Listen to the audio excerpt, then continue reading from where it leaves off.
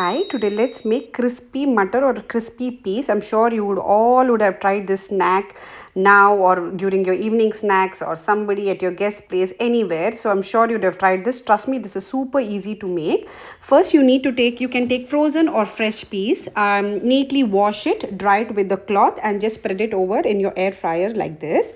And next, what you need to add in some basic spices. You can add in whatever kind of spice which you'd like. If you like it sweet and salty, you can add your spices according to that. Here I'm adding some basic spices, like I'm adding in salt. Next goes in some turmeric powder. Next I'm adding in some Kashmiri chili powder. If you like it spicy, you can add in the spicy chili powder as well. Next I'm adding in some chaat masala. And then what you need to do is just add a drop of oil, not much, just add a drop of oil and just mix everything really very well. See to that all the masala and the peas are coated really very well, and mix it around.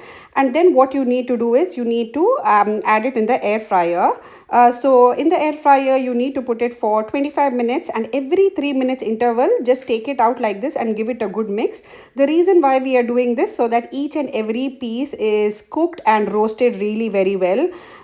We tend to buy this kind of snacks from outside, which is packaged, it's filled with preservatives, and trust me, this will be done in your house in some 25 minutes time. You can play around with the spices which you want, no any kind of preservatives.